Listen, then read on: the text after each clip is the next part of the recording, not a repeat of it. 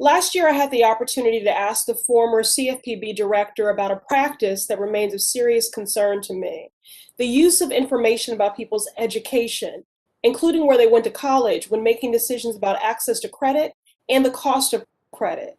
An investigation by consumer advocates showed that the artificial intelligence lending company Upstart was charging customers who went to historically Black colleges more money for student loans than customers who went to other schools, holding all else equal. Now, I know Upstart has vigorously denied these allegations, but I have here the first report prepared by Mr. Hayes and his colleagues as a part of a settlement the company reached with the NAACP Legal Defense Fund and the Student Borrower Protection Center. On page 23, it appears to say that Upstart made significant changes to its business model after coming under fire for its lending practices. I'll certainly be watching closely to see if Mr. Hayes' firm can independently verify that these changes actually address the disturbing effects of Upstart's approach to lending. It's hard to imagine a practice that better illustrates the deep and lasting legacy of systemic racism in American higher education than educational redlining.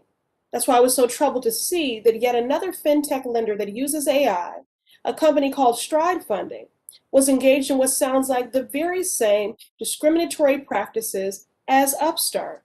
Mr. Hayes, should we be worried that these practices are driving racial inequality and leading to disparate outcomes for former students? Thank you, Representative. Well, I'll say as a general matter, every time you use data in a model, part of the reason you're using that data is to replicate some patterns in that data.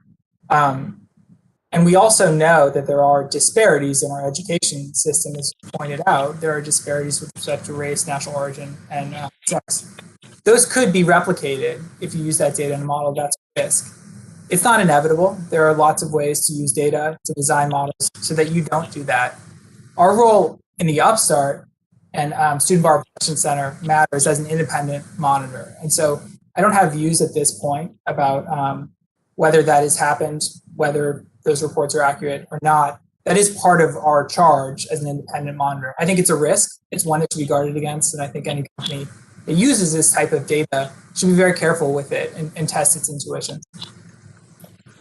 Okay, so Mr. Hayes, how can Congress and financial regulators ensure that complex algorithms and machine learning aren't just being used to obscure the disparate and illegal impact of these lending practices? What can we do? That's a great question. I will say, as an initial matter, there's a wide variation in AI ML models, and some of them are quite difficult to explain or maybe impossible to explain.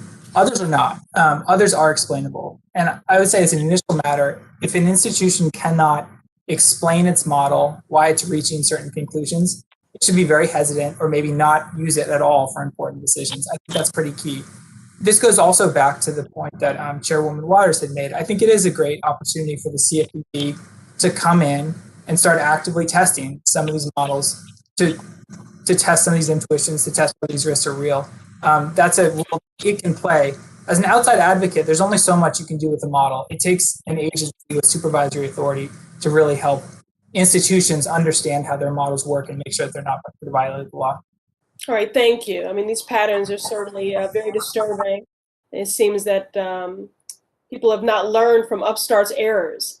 The discrimination against students who have gone to HBCUs and minority-serving institutions exacerbates the disproportionate burden of student loans on Black Americans and perpetuates economic discrimination. If the use of AI in lending is to continue and expand in the financial services sector, Congress and federal regulators must be positioned to provide proper oversight. And as I mentioned, I'll be watching closely.